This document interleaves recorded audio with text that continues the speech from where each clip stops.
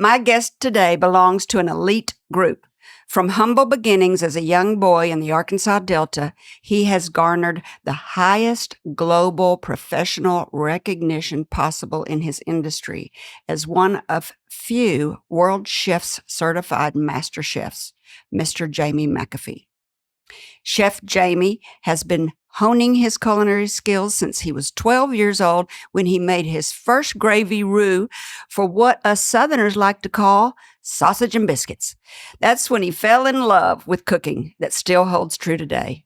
Since then, Chef Jamie has become a celebrated figure in Arkansas's culinary community and beyond. Known for his deep commitment to both fine dining and cooking education, he is by invitation only a member of the American Academies of Chefs, a certified executive chef of the American Culinary Federation, and a teacher of his craft at the University of Arkansas's Pulaski Tech in Little Rock, Arkansas.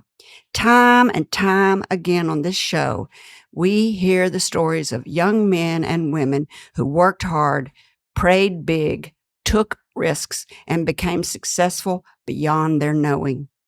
Such is true of my guest today. It is a great pleasure to welcome to the table the humble, hardworking teacher and current chef at Pleasant Valley Country Club, renowned chef Jamie McAfee. Thank you. You're welcome. You come from there's a bunch of chefs in your family. You're a chef. Your father was a chef. Your son's a chef. Daughter. Your daughter's a chef. Mm-hmm. Talk about the legacy of food in your family. It sounds like you have always wanted to cook all of your life. You know, I've always enjoyed cooking. My father, he was in the older generation. He didn't give money. He didn't give allowances. So he made me prep his kitchen when I was young. I didn't have to mow the yard. I didn't have to do household chores. I had to peel a shrimp. I had to cut his chickens. I had to get his kitchen ready. And as any 12, 13, 14, 15-year-old, I resented it because I didn't want to do it. Right. But not knowing what it would lead to further in life, you know, how to prep, how to do the kitchens and things of that nature. You and your father kind of had a strained relationship, don't you think? He used to be tougher on you than any of the other kids. Mm-hmm. Why do you think that was? He knew I was weak. I don't think so. No, I'm the stutter. He knew I had issues. Yeah. And he said I would be the most successful. But he knew that I had weak areas, and he, I guess, wanted to beat them into you or beat them out of you. He said you would be the most successful because he was so tough on you? Mm-hmm. And I have been. Isn't that interesting? So us parents do it all wrong. We do.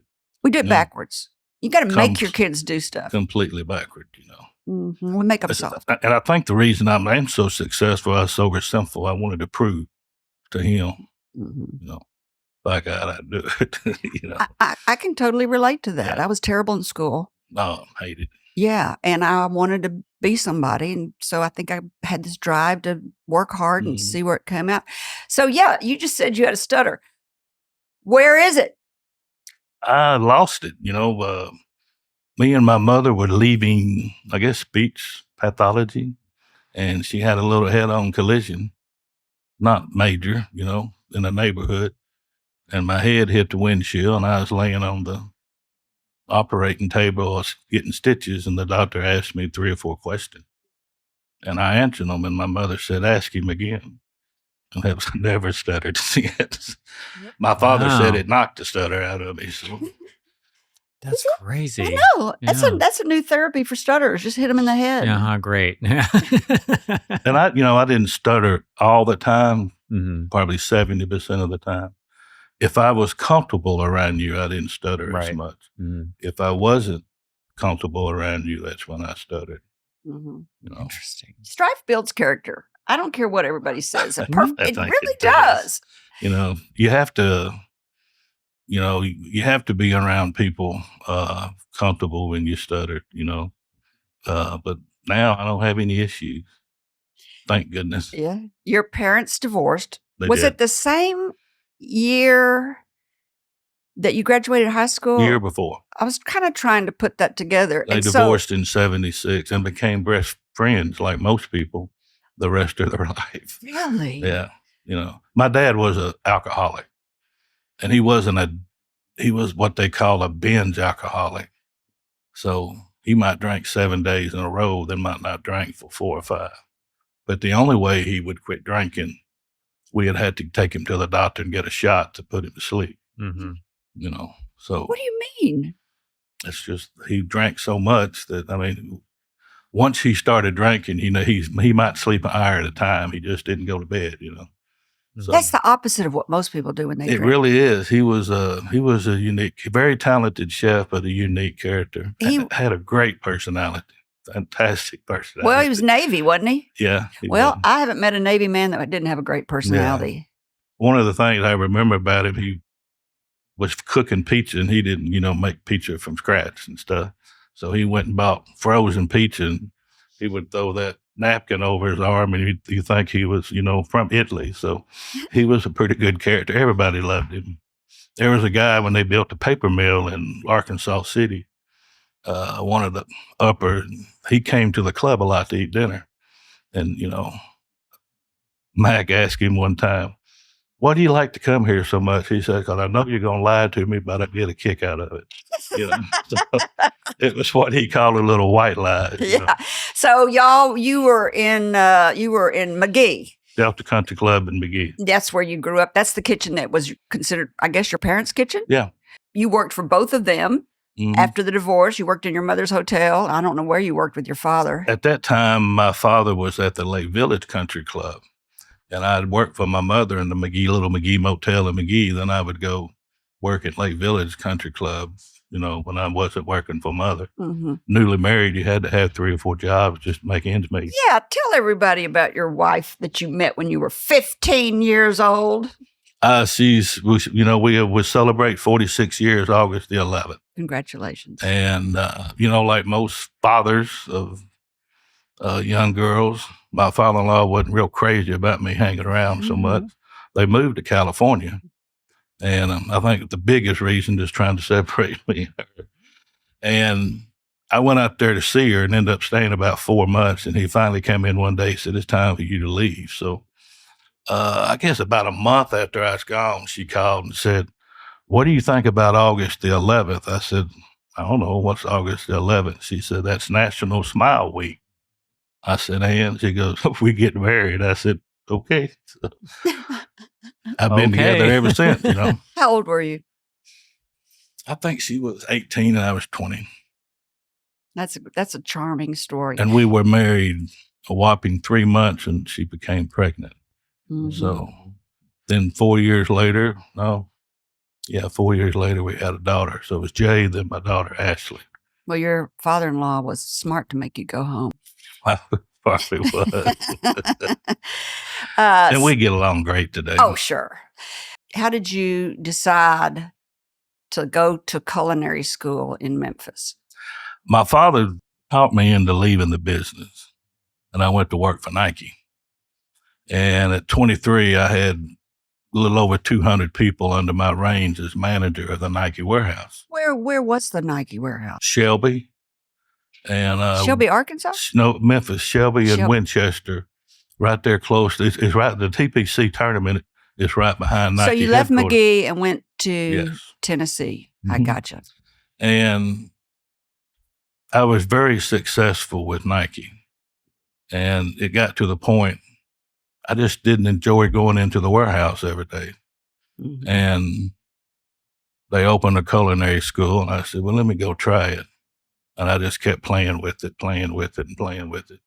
And I graduated with top honors. And then they had a cafe. It was the Cafe Meridian. It was right next to La Bonheur Hospital.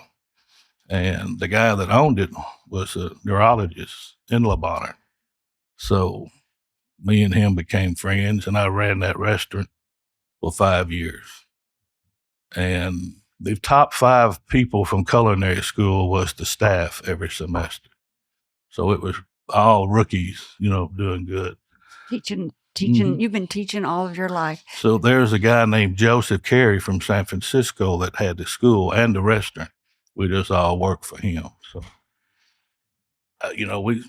It's not still around anymore, is it? The building is, but the culinary school is not. That's too bad. It's been gone. So they do have a culinary school in Memphis. Oh, good. Well, So, more and more towns seem to be getting them. When I was growing up, you had to go to Florida, New York, or California. I think now San you're Francisco. in yeah. You know, the I think that was the top 5: New Orleans, San Uh-huh. Francisco, New York, Chicago. You know, that was. I think, yeah. This is a great place to take a break. When we come back, we'll continue speaking with the renowned Arkansas chef Jamie McAfee, who recently made a career move from the Pine Bluff Country Club, where he was for 20 plus years, to the newly renovated Pleasant Valley Country Club in Little Rock, Arkansas. Still to come, we'll learn about the business of cooking, some celebs he's met, and tell you how you can take a culinary class from him at Pulaski Tech. We'll be right back. Whoa, whoa, whoa! Got ourselves a flag violation. Stop right there! Who are you? We're the flag police. And this is a crime scene. Excuse me? I think what my partner's trying to say is that your flag looks a little tired. I think it's time for a new one. Oh, I guess you're right. It is a little tattered. Don't worry, ma'am. Flagandbanner.com is here to help. With their wide selection and knowledgeable staff, they'll have you sorted out in no time. Flagandbanner.com. We're the experts. So, Chef Jamie, I told you that we would tell everybody how they could take a class from you. You can either sign up at Pulaski Tech and become a student and sign up for your class. You can be a non-traditional student. You don't want a degree, and you can take classes. Or there's community ed classes where different chefs around the state teaches for one night, a specific task if you want to make something. I don't usually do that. If I got the right crew, I would. So, but non-traditional, you might take one class for every Wednesday for a semester. So you can do that at Pulaski Tech. You can just go take you can just be a non-traditional student, come out to Pulaski Tech.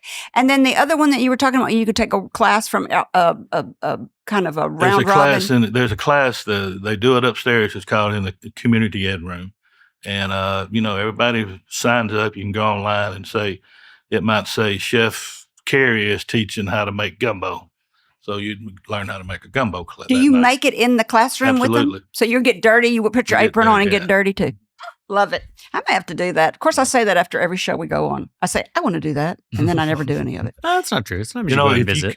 And I always tell, it's my students, and I tell, I had a guy making a second career. He worked for me in Pine Bluff for a year. He really wasn't good at frying stuff.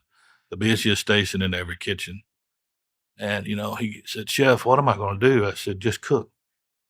What do you enjoy doing? He said, cook. I said, quit worried about it. Just cook. You'll get it. You might not be good at it, but you'll get it. We call that being in the weeds. But, nowadays there's, you can work for me a week and I say, you need to do this venue, this venue, this venue. Yeah. You can identify their strengths. You've actually had some very successful students go on to be. Oh. I have a guy right now that's Josh Smith. I taught him in school. He worked for me 7 years. He is the head chef for all athletics at Vanderbilt University. Wow. It's hugely successful. But I got several of them that's making six figures. Who was the girl that was on TV from Little Rock? Jennifer Mon. She was a teacher and a mentor. But yeah, I gravitated towards her because of her willingness and desire. She has 6 children. Mm-hmm. She has a dream. And I tell my students, don't ever lose your desire or your determination to achieve that dream. We're speaking today with Chef Jamie McAfee, the executive chef of Pleasant Valley Country Club in Little Rock, Arkansas. If you're just tuning in, you need to go back and hear about Jamie's life of strife when he was a child and how he overcame a stutter and how he's grown to be a successful person, and just get some tips on how to, if you really want to succeed in life and have a career, I think it's just work hard, be passionate about what you do, and be willing to take risks. So let's talk about the business of cooking, the career in cooking. Do you have to go to school? No. You don't. You've got so many awards and titles and so what are those? Accolades? Yeah, but what is it when you get a little thing after your name like CCFP? Letters. That's what it is. A lot of letters I think after for your the name. world to take you seriously, especially in the 70s, 80s, and 90s, you had to go to school. For the people that's doing the hiring to take you seriously. Oh. And if you don't go to school, it takes you 15 years to get where you did if you didn't go to school. Really? It takes that long for you to serve your internship or your hardships, or, for people to say, they're going to be pretty good, whether it's a he or a she. So if I wanted to do a job, apply for a job at Pleasant Valley without a degree, I would, probably get on as sous chef. No, probably a line cook. I wouldn't be qualified to, for the head position. What does sous chef mean? Second in command. Is that what sous means in Assistant. French or something? Assistant. I'm the corporate master chef at Pleasant Valley. I have a executive sous or an executive chef, and then I have 4 sous chefs.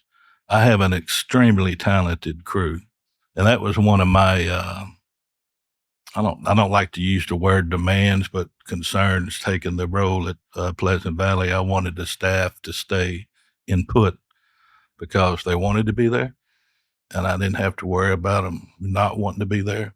And just like I told them, I can train anybody to do what I ask of them or need them to do.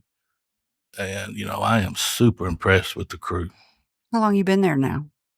90 days? No. Is that true? Yeah, something like that. I must have met you like in your first It month. wasn't very long. This is probably not anything we want to keep in the show, but I've read about you before, and I've been trying to find you, and I've left messages at the Pine Bluff Country Club. And I think I've emailed you, but you don't read your emails. No, and I was at a party. I delete all my emails. Yeah, that was me. I was at the Pleasant Valley Country Club talking to your cousin or somebody upstairs at the Gay Blades. Yeah, that's Way it. to go, There you Delora. We're really getting off track. But anyway, I was there gonna at Gay say. Blades, and I was just talking to this really interesting guy from Pine Bluff, he said, or something. And I said, I've been trying to reach this chef. He goes, well, he's downstairs. Yeah. I was like, oh, okay. Finally. That's Gaines Williamson. There you go, Gaines. Yeah, his wife is named Bonnie. Mm-hmm. So you're at McGee. So if you're just tuning in, Chef Jamie started in McGee, and then at a country club there, and then he ended up in Memphis, went to a culinary school there, and now what are you going to do with your skills? You started you're at a little cafe near the hospital. We finished there, and then my father became ill. So my son was in the first grade, and he'd get on the bus at 6 in the morning, get home at 4 in the afternoon. Oh, and I that's a told lot. my wife, I said, there's better things in life than putting our children through this. And she only had one demand. She was a government employee, a child of a government employee, and they moved every 2 years. And she says, wherever our children start to school, they're going to finish. Oh, interesting. So I took over for my dad in McGee at the Delta Country Club and was very successful. Interviewed at Pine Bluff 4 different times, and I refused their offer. And because I was making at that time more money in McGee than they was offering. But, the day my daughter graduated high school, a week or so later, I don't know what it was, I got a call from Pine Bluff. A very prominent citizen from Pine Bluff said, I want to talk to you about coming to Pine Bluff. And I said, I told y'all that I wasn't interested, and the amount of money that I was offered was not what I wanted. So I don't really want to interview again. And he said, I didn't call to interview you. I called to hire you. So I said, oh, okay. So he said, what do you want? What's it going to take? And I wrote the number down. He said, when are you going to start? I said, wow. So he answered all my questions, and we had a great relationship in Pine Bluff for 22 years. And the position that I took over now in Pleasant Valley is almost identical to what Pine Bluff was 22 years ago. They were hungry for great food. They were hungry for, a seasoned chef. And, everything's going great. at Pleasant Valley. Went great at Pine Bluff for 22 years. I don't know that I like to say that I outgrew them, but, I just wanted a different challenge. Sure. Pine Bluff treated me extremely well, So you were a chef in the Delta Country Club. Did you carry that same menu with you to the Pine Bluff Country Club? Some other things. Do the people still do the different areas want different kinds of food? Nope. The menu I'm writing at Pleasant Valley currently is a staple country club menu. What does that mean? They want Fried chicken. They want good food done well. Yes, they want chicken Alfredo. They want chicken fried steak. You have to divide it up into 3 sections. You have to divide it up into family, chicken strips, mac and cheese, hot dogs, hamburgers. Then you have to divide it up into what we call the classics, the older generation, hamburger steak, chicken fried steak, fried catfish. You got to have that. Oh, yeah. Pork chop, so you have to have that section. And then you have the foodies. Yeah. That, they like to experiment, but they still like their fried foods. And, I call it comfort food. Yeah. It's going to be a very basic menu. Some people will be disappointed in it. But where I'm at my strength is when I go to the table and said, well, what can I do for you? Well, I don't know. What do you want to do? I said, put the menu away. And we will get there at Pleasant Valley probably in the next 2 or 3 months. And, if you have a table of 8, I might come to the table and just say, what do y'all like? You like seafood? You like chicken? You like pork? What do you like? Italian, Asian? Doesn't matter. And then you just go back and take one of your sous chefs off the line and say, we're cooking together. And then you get to create. I don't know if people understand how creative cooking is. Oh, extremely talented and creative. It's beautiful. I don't look like I eat a lot or that I cook. Well, I don't eat a lot, but I don't look like I cook a lot. I cook a lot. And one sauce can be turned. We have 5 mother sauces. Beurre blancs, and white wine reductions. No, we have what we call a bechamel, which is bechamel. Yeah, it's what comes out of a bechamel is Alfredo sauce, cream gravy, things of that nature. Then we have a tomato sauce. Out of that tomato sauce, you can turn it into any culture in the world. Yeah, you sure can. Spain, Mexican, Tex-Mex. Then we have what Espanol, which in the Southern we call that brown gravy. We call it a demi. Mm-hmm. But once you make it, all you got to do is add wine. All you got to do is add mustard to make it a hunter sauce and things of that nature. What makes me not like sauces is flour. I do not like a soup with flour. I do not want a sauce with flour. And I think when you're a beginning cook, you go that way because it's safe and it's easy. It is easy. Mm-hmm. Then we have a veloute. Campbell soup does all this for us. Cream of chicken. Yep. Cream of mushroom. Yep. Tomato. But teaching somebody to do it from scratch, as you just mentioned, you don't like gluten or you don't like this. There's other thickeners and stuff we can use. How has all the food allergies changed the way you cook? The important thing about the food allergies is you have to be honest with your customer. If you don't really know about it, say, well, let me research it. And that's where education really comes in.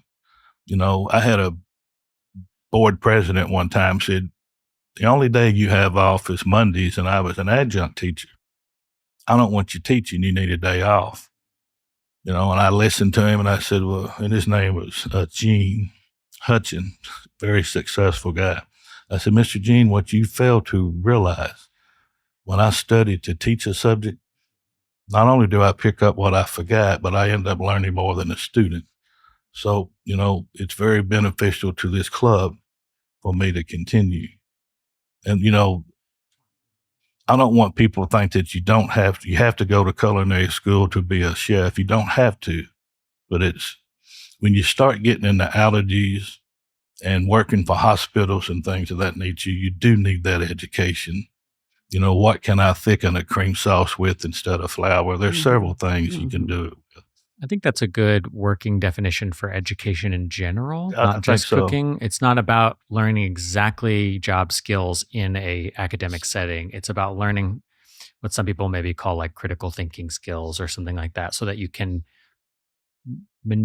change what you're doing and be dynamic as the world around you and the needs of your The workflow customers. change. Yeah. And I think, young chefs have a tendency to know it all. Sure. There was and we don't, making pancake batter from scratch.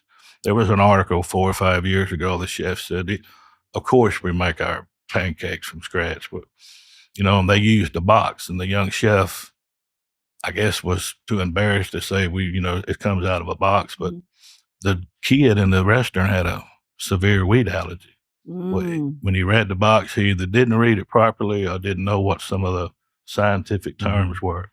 Well, that young kid died in that restaurant. So that's when education really comes in. What does this word mean? It means vocabulary. Gluten. Yeah. So I love this quote you said.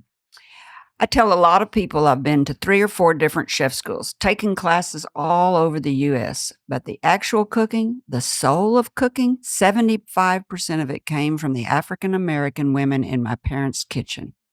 yes, that's when you realize they had to be there. That's the only way they knew to make a living. They would even turn their backs when they were mixing stuff so you couldn't see, because if you did it better than them, they might lose their job. But that's when I really learned the heart of it. They embraced how they cooked, that they cooked from the heart. It was a religion to them. Yeah. And, that's when I said, well, there's more to just throwing a hamburger patty on the grill and cooking it. Or there's more to doing this. They taught me the soul of it. Sort of, every Saturday morning you listen to blues. Every Sunday morning you listen to gospel. And they did that same way in their cooking and in their recipes. They took it seriously. What'd you say? Every Saturday morning they listen to blues, and every Sunday morning they listen to gospel. That's good. I had a manager that did that. Not in a kitchen, but yeah. Really? It was like, yeah, there was a lot of ritual in it. Yeah. Absolutely. And, country clubs have traditions. In Pleasant Valley, the same thing. They have a 3-ring notebook of Pleasant Valley recipes. And, I tell my sous chefs, and we are going to prep cooks just to do chicken salad, tuna salad, things of that nature. Chef, you don't need to be changing these recipes. I said, I might tweak them a little, but what we have to do as executive chefs and sous chefs, you can give them all the recipes they want. They still have to follow. If they're not following your recipe, then who cares what recipe we make chicken salad out of? If they're not following it. If you have all your recipes in a 3-ring binder, how do you keep people from stealing your recipes? A recipe cannot be patent. It can be copyrighted, but it can't be patent, because if I give you one of my recipes, all you got to do is add one more ingredient to it and it becomes whose? Yours. But as I was speaking of, it's not the recipe. It's the execution of the recipe. And that's when the teaching, and I teach different than most chefs at the school. I let you make the mistake of not following the recipe. Then I show you how to correct it. Oh, that's good. Then you end up learning 2 things instead of 1. Oh, that's good. So, so if you don't make a good hush puppy at first, I said, no, okay, you have batter left. Now let's fix it. Yeah. What's wrong? What do you mean? Yeah. Fix it. I said, fix it. So that's where the students embraces my teaching. This is a great place to take a break. When we come back, we'll continue our conversation with Chef Jamie McAfee, the corporate master chef at Pleasant Valley Country Club in Little Rock, Arkansas, and longtime teacher of culinary cuisine at the University of Arkansas at Little Rock's Pulaski Tech campus. The nuts and bolts of cooking professionally, which we've been talking about, the celebs he's met, and how you can take a class from Chef Jamie. We'll be right back. Do you have something to say? Say it in flying colors. I'm Megan McCoy, and my family owns and operates flagandbanner.com. We believe that flags tell a story and banners make an impression. Whether it's for your business, organization, or special event, custom flags and banners will make your message soar. Visit flagandbanner.com for high-quality products and quick turnaround. We're not just any flag company. We're the experts that answer the phone. I bet you meet a lot of people. I bet you have got a lot of ends with a lot of important people at all the country clubs you've worked at. Well, the reason I'm at Pleasant Valley is Simmons signed that senior PGA Tour event, 5-year contract with Pleasant Valley, huge amounts of money. And the guy that's in charge of Simmons and one other person, Simmons hired me to be a consultant with Pleasant Valley. When you were at Pine Bluff.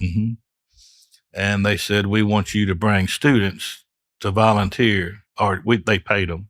We want students working in the kitchen, and then they made a donation to the school. Simmons did. And the same guy that hired me in Pine Bluff.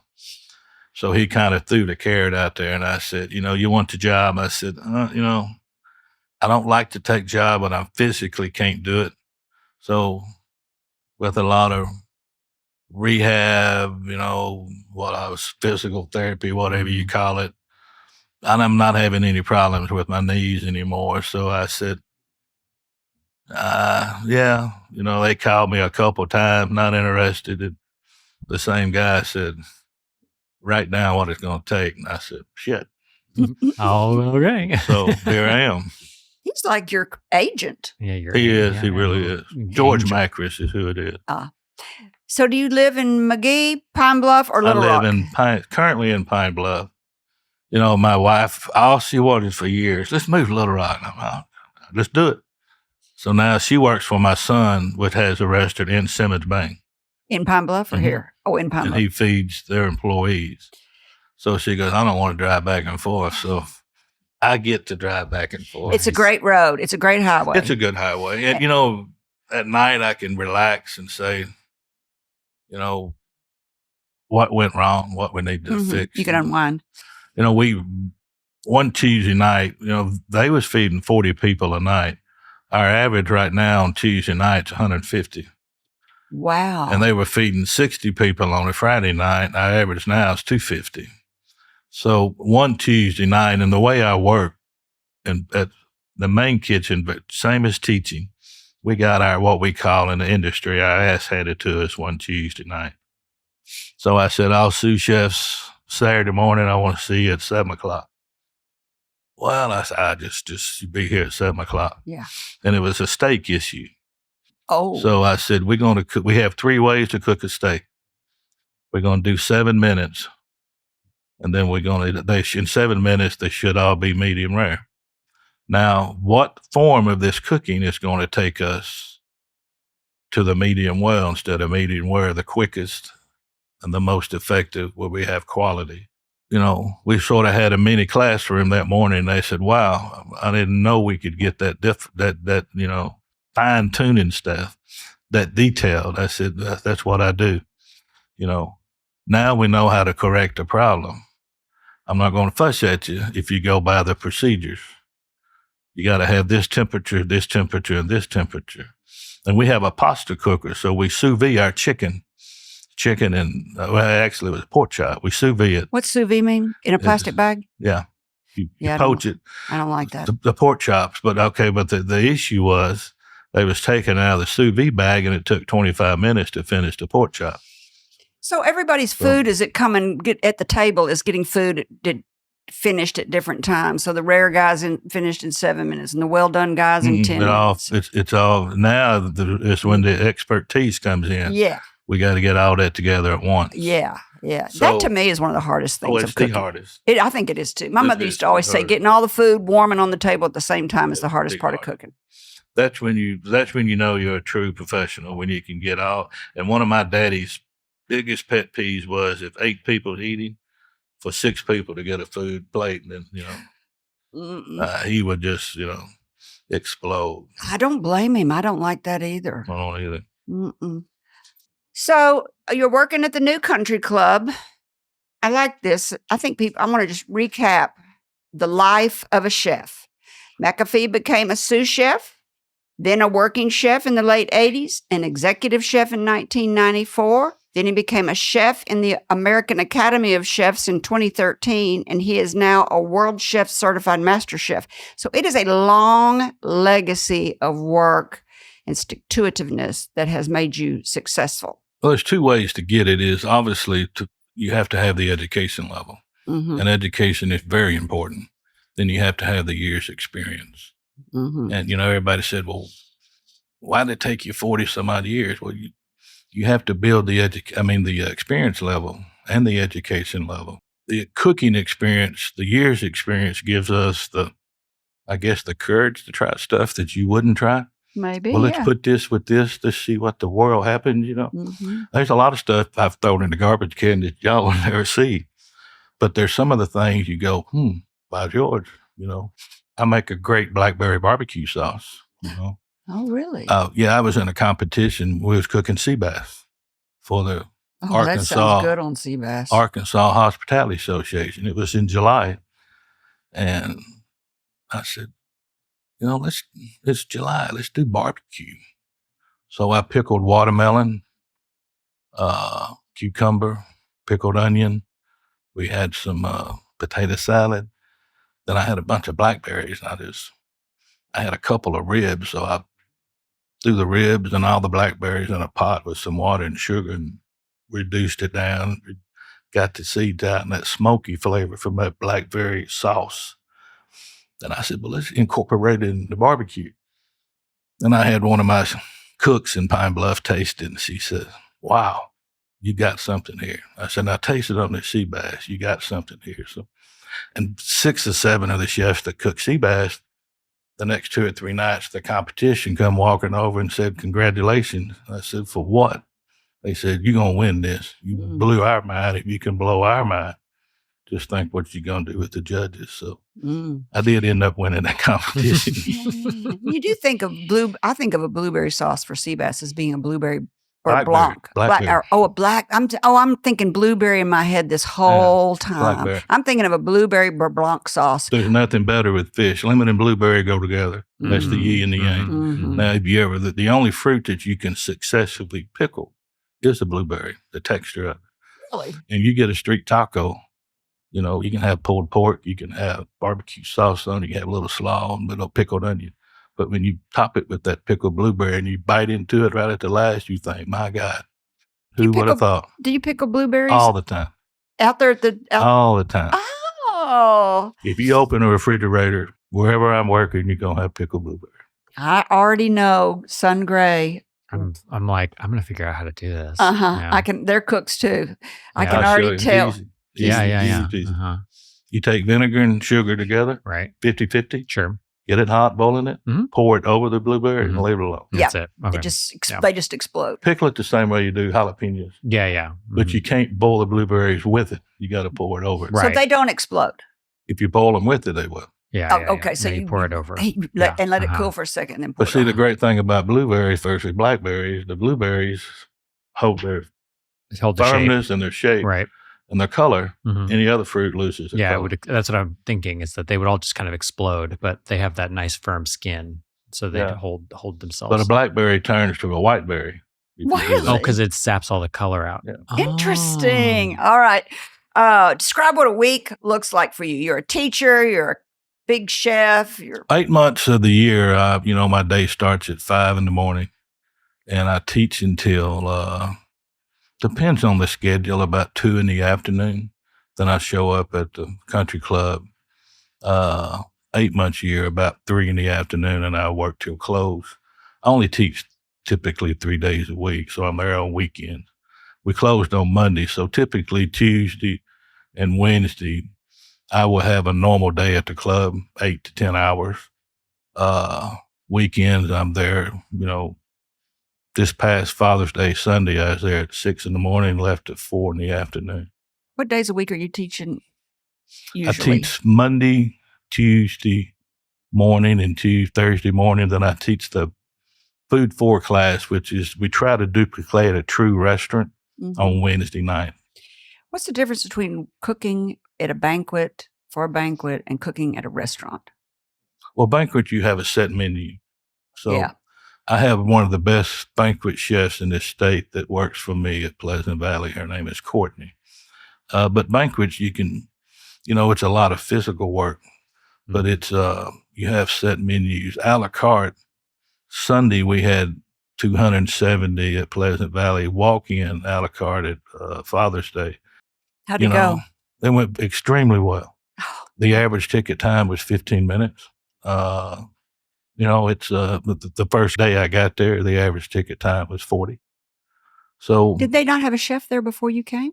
well, he had left, but it all boils down to organization, That brings and it boils down to not only did I believe in them, I let them know I believe in them, and let's just kind of reorganize our thoughts and let's triage. The hardest thing to do is when somebody gets down on a chef or down on you, is to say, hey, it's not all your fault. Let's change this. Mm-hmm. And they know I believe in them. Mm-hmm. And, now the members believes in them. You weren't always like that. Oh, heck no. Heck no. Who'd you say before the show? You said I was like Gordon Ramsay. just cussing like a sailor. And a good mentor of mine said, why don't you quit bitching and start teaching? They said, you're so knowledgeable. And I really gravitate towards education and experience. And, it does me more pleasure to turn somebody around and teach them something than it does to yell at them. Mm-hmm. As young chefs, we think nobody cares as much as we do. Mm-hmm. But a lot of people do care about what they do. Yeah. Everybody does. Everybody wants to be good at something. Yeah. Gray, what's that say right there? I can't really read French. Mise en place. Mise en place. Mm-hmm. Yeah. Organization. So that's what you're saying that you bring everywhere you go. It's all about the prep work. All about the prep work. If you get, what'd y'all say, mise en place? Mise en place. Mise en place. Okay. If you get that, which means having everything in order, if you get that organized, it's like a symphony of putting it together. Proper planning prevents poor performance. Absolutely. I love work. When I was young and I worked in a restaurant as my part-time job starting Arkansas Flag and Banner, I loved working in a restaurant because of the way everybody was like a beautiful ballet, the way they all worked together. You knew who was going to come to the door and which side they were going to come out. And you knew everything. It really was very much like a ballet. And I really enjoyed the teamwork that went into all of that. And the higher you go as in, fine dining, it's even more important than anything. But, as an executive chef and a master chef, you have to respect, and I respect anybody that cooks. You stand on your feet 10, 12 hours a day. I don't care if you're at McDonald's. I don't care if you're at, Chick-fil-A. You stand in there cooking, mm-hmm. and you're there for a reason, so respect those people, mm-hmm. You watch that show about that restaurant show called Bear on Hulu? I've watched it some. Is that true? It's about 80% of it's pretty accurate. You can't watch it. I'm a cusser, and I can't take all the cussing they do. Yeah, everybody always wants to, how about TV and audio? I said, the TV is fine. You don't want to listen to it sometimes. No, I tell you. You say that, and I talked to one of my sous chefs about his demeanor and his voice, and then a week later we visited, and they said, "Oh, we were just joking." I said, "Well, you can't joke one week and be serious the next. Mm-hmm. You got to be the same." And I'm kind of dull that way. I'm kind of. I'm the same every week. Consistent, I think the word I think that would be it. What's the hardest dish to make? Soufflés. Really? If you in that part of the world, cooking a proper steak is extremely hard. I agree. It all depends on the thickness. How do you do it? Time it? Yeah, most of the time. I cook my steak in a cast iron skillet. That's the way we do right now. Really? Everybody, my husband thinks that's weird. Mm-hmm. Why is it weird? Why I like you can control the black iron skillet, the heat, and you get a good shear on it. And when you get a good shear on it, you are basically caramelizing the fat. That's where you get your flavor. So, but now you can overshear it. No.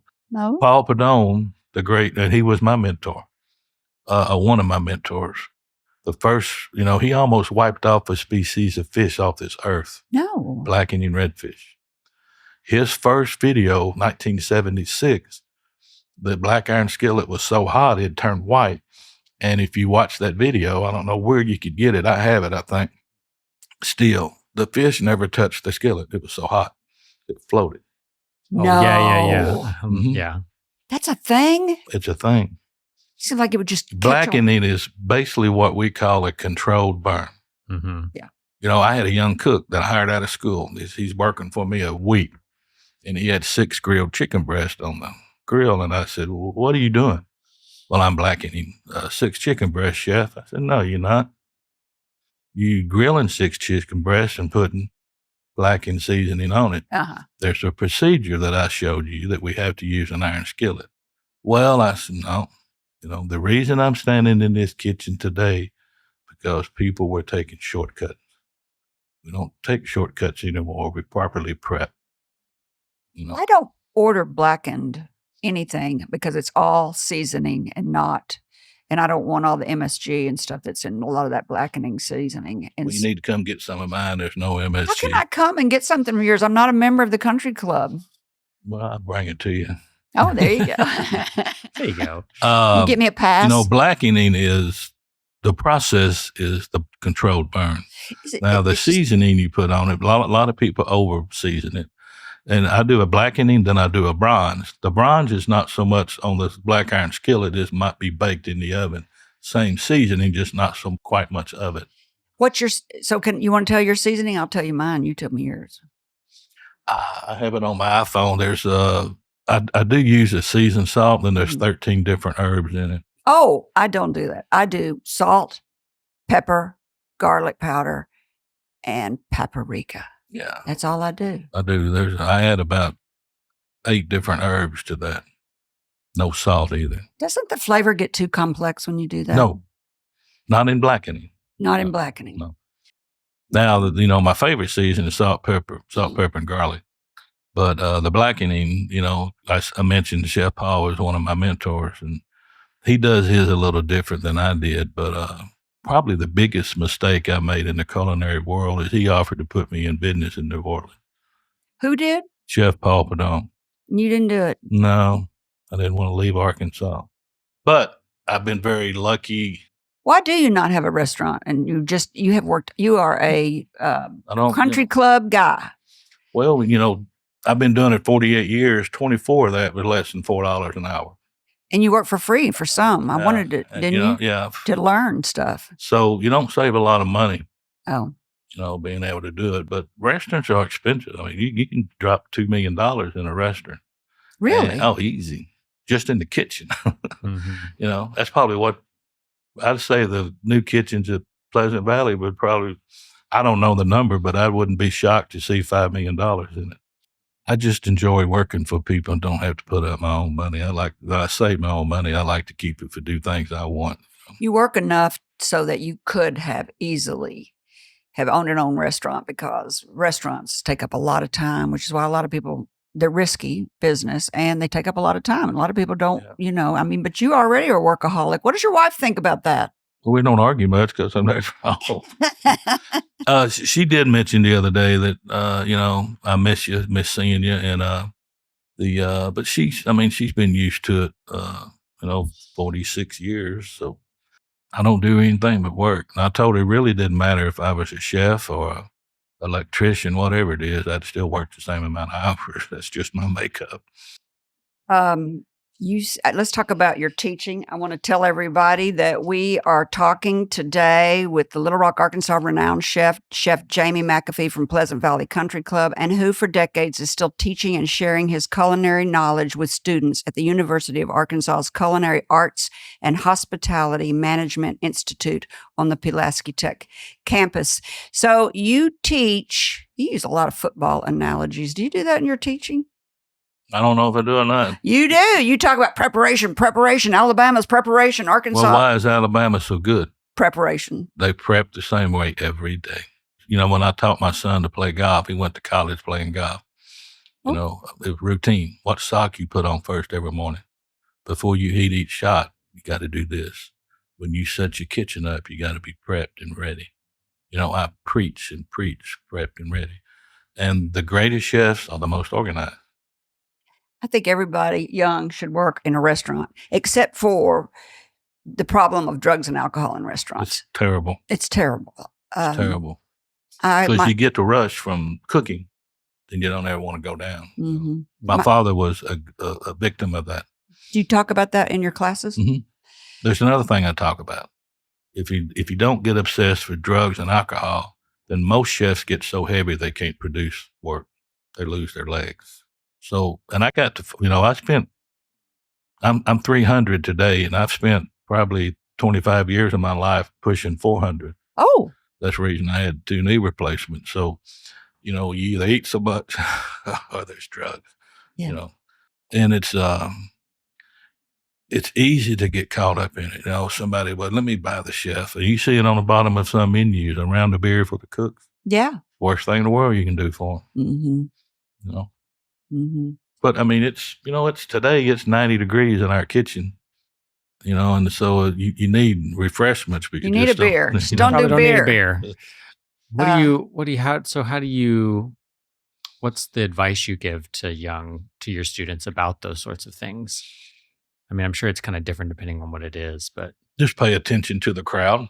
Don't get caught up working with the wrong crowd. Sure.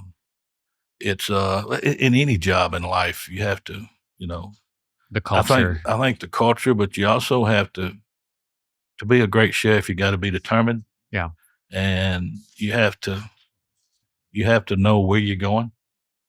I think a lot of us young chefs, as a young chef, I really didn't know where I wanted to go. I knew what I wanted to achieve, but how in the world do I get there? Nobody knows. You just work hard and it just unfolds. And I did work hard. You miss a lot of football games. You miss a lot of, family activity. Ever had a meal or an episode in your decades-long career that you're like, this was it still comes up in your memory bank every now and then. You go, oh, I can't believe I did that. Or, oh, yeah. Okay, Stupid stuff. Yeah. Tell me one. I just yelling and cursing all the time, and treating people like I shouldn't have treated them. Oh, you feel guilty about that, If I could see them today, I'd hug them and apologize to them. Isn't it nice to get older? You mellow out. You do, but, and probably the worst mistake I ever made was I tried to put smoked chicken with red sauce, and that didn't over spaghetti noodles. It didn't go over well. You always have your failures. The first time I tried to cook, eat raw fish or sushi, I really didn't understand the concept. You from Arkansas, let's fry this stuff. So, there's been many, many, many. But you got to expand your palate by trying new things. Yeah, and probably the biggest thing that I haven't done is I should have traveled more. To learn more cuisines. To learn more. Well, maybe that's in the future for you. I hope so. Who's the most famous person you've ever met? Well, I guess Bill Clinton. I've met him several times. Cooking wise, I've cooked with him. Wolfgang, the great chef Sam Choi, Rick Bayless, a lot of the Food Network stars. I go to Cleveland. I used to, and I hadn't been the last couple of years. One of Wolfgang's Puck's sous chefs at Spargo got throat cancer, and the Cleveland Institute saved his life in Ohio. So he started a little benefit for him, and it turned into the 5-star event. COVID has kind of dwindled a little, but the last time I went, there was probably 1,000 chefs from around the world there, and 500 sous chefs, pastry chefs. Raised $4.5 million Saturday night for that hospital, but they probably spent $1 million entertaining all of us chefs on a Friday night. Mm-hmm. So, I've had a very fortunate, and it was all volunteer. And it all started with, my mentorship with Paul Verdon. Sam Choi met Paul Verdon. And so I've been very fortunate. The guy that saved Paul Verdon's life at Osners in New York was from Monticello. Did open heart surgery on it, Dr. Bo Busby. So, he had that connection with. What's it like when a bunch of chefs with a bunch of big egos get together? You would really be surprised. That it's total respect from everybody. I was sitting at the table with all these guys in Cleveland one night. They brought up half of a hog head. It's roasted. And I look up and there's 10 chefs sitting there just listening to me. And, first thing I did is grab the ear, then I grabbed the cheek out of it and explained what I do. And I said, why are y'all here? They said, we love your accent. So you could just talk all night. And I said, do I sound that country? They said, yeah. But they all said, surprisingly, you're very knowledgeable about our field, and coming from such a small town, that's impressive. Do you love it? I do. I really do. You still love it? My wife, I was leaving for work the first 2 or 3 weeks. I was at Pleasant Valley, and she goes, you hadn't been this excited years. So That's wonderful. Cooking for causes. For Arkansas, you have raised over $20 million for charities in Arkansas. Helped raise. There you go. There's that humble thing I talked about. You've helped raise over $20 million for charities in Arkansas. I'm doing one Monday night for our house. Nice. And I buy the food and cook it. Now, whoever I take with me, I pay them to help. But I think there's 20 people at some lady's house in Little Rock. You can't always take from an industry. You must always give. What do you mean by that? You can't just take money, and you can't take experiences. We have to learn to give back. The Bible tells us that. Yeah. Don't always take, learn to give. It is better to give than to receive. And people don't realize how much more satisfying that is. Yeah. And I think that comes with age too. Oh, absolutely. I just enjoy giving back. I had a young chef at work the other day. He had a knife that wasn't sharp. That's a habit of mine. I buy knives. I have 300 or 400. So I said, here, take this one. He looked at me and said, you serious? I said, you won't ever get that one sharp. This one's sharp. Yeah. So you have to learn to give. Yeah. You have a favorite food? Italian. Mm-hmm. Pasta. If I'm cooking it, no, not the pasta. Italian sausage, red gravy. Red gravy. Rustic Italian. Yeah. Red gravy, I had not heard of till I was a grown person, but it's tomato sauce that you were talking about at the beginning of the show turned into gravy. I really like it. And I like Asian lamb, things of that nature. I do not like lamb. Oh, love it. Let me cook it for you. Okay. And obviously you got to have Arkansas. You got to have fried chicken. Catfish. I enjoy catfish, but I enjoy it blackening. I don't like the muddy flavor of the catfish you can get sometimes. There's a place right before New Orleans called Mindendorf's. It's like catfish chip. It's literally thin as a potato chip. I really like that fried catfish. But, growing up with African-American women in the kitchen, when you cook real fatty catfish in the South, they would marinate it in mustard. Really? Just French's mustard and, Pete's hot sauce or Tabasco. Mm-hmm. And, and I'll wait, why? Get the muddy flavor out? Get the muddy flavor out. That's a good idea. I had a cook that when my kids were young, I had a cook at the house, and she always marinated our fish an hour before in Sprite. Yeah. Oh, sure. Sugar water. Yeah. And the lemon. Yeah. And it pulled the fishy flavor out. Yeah, you know who has thin fish in Little Rock? Faded Rose. They have good food. They have good food at Faded Rose. And that's, one of the things that obviously in my profession, people are scared to cook for you. But what I really, I just enjoy good food.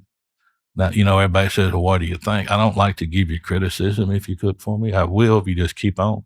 But now, a young chef that is kind of cocky and I know everything, I will lower the boom on them from time to time. But only when they ask me for it. I would, today's world in this YouTube and this internet, being a great chef, you have to build relationships. And if you have a relationship with a chef, it's a lot harder to hit that negative button on Facebook. If you don't have that relationship, it's easy to just, you can run a person's career doing that. Mm-hmm. Yes. I had a food blogger ask me one time, or a foodie, well, what do you think of foodies? I said, I don't think much of them. And why? I said, well, you can't do what we do. And how are you going to tell me how to do it? But I also have respect for you. She said, why? I said, because I can't do what you do. I can't write. Mm-hmm. I can't blog. So it's a love-hate relationship. Yeah. But don't try to tell me how to do a beurre blanc when you've never made one. Yeah. Yeah, you can Google it or read it, just like education. But that's when labs come in. When it actually comes down to it, can you do it? Mm-hmm. And can you do it when 300 people is waiting on you? Mm-hmm. Mm-hmm. So the difference between a cook and a chef, the chef manages the attitude of their cooks. A cook just cooks. I'd much rather be called one badass cook than a chef. Really? Because I was at Cleveland one time, and Wolfgang Puck and Wick Bellies walked by. I said, Sam, you going to play golf? Yeah. Who you going to leave your thing with? Chef Jamie. And all of them said, he's that good of a cook. Sam said, he's one bad cook. So, you'd think that was a slap in the face, but probably the best compliment I ever had. So you got to be able to cook to do what we do. I love that. I have sure enjoyed talking to you. Well, thank you. I want to come out and eat at your restaurant. Maybe I can get a pass someday. You can. Putting all the puzzles together in our world, once that puzzle, and you are 100% correct, when that symphony is going, there's nothing prettier than the world. But when it's not clicking off all cylinders, it's nothing. And I don't think people realize it's not just cooking. You've got to plate it beautifully. Oh, yeah. Plating it, to me, is just as important. When it comes out and the way it looks is just as important. Yeah. Or it's at least 40% of it to me. I think so. All right. We've been speaking today with the award-winning chef from the Pleasant Valley Country Club and culinary teacher at the University of Arkansas Pulaski Tech campus here in Little Rock. You have a gift. It's a U.S. and state flag for your desk set. You can put in your kitchen or your office. You're probably never in your office. I don't have an office yet. My office is a kitchen. You're one of those weird chefs that's still in the kitchen. Still, most people by now have graduated to the office. You're still teaching. You're still in the kitchen because it's a passion for you. I had a couple of my sous chefs one day said, "Why do you spend so much time in the kitchen?" I said, "Because I enjoy it." But most people we work for is always in the office. I said, "Well, I'm going to be here, so get used to it." Love it. This show was recorded in the historical Taborian Hall in downtown Little Rock, Arkansas, and made possible by the good works of flagandbanner.com, Mr. Tom Wood, our audio engineer, Mr. Jonathan Hankins, our videographer, Mr. Delora DeVore, our production manager, and my co-host, Mr. Grady McCoy IV, a.k.a. Sun Gray. To our listeners, we want to thank you for spending time with us. We hope you've heard or learned something that's been inspiring, enlightening, and whatever it is will help you up your business, your independence, or your life. I'm Kerry McCoy, and I'll see you next time on Up in Your Business. Until then, be brave, and after today's show, I'll say, work hard. If you enjoyed this video, don't forget to like, share, and subscribe. For more of Kerry's interviews, click on either video on the right of the screen. And as always, thank you for watching.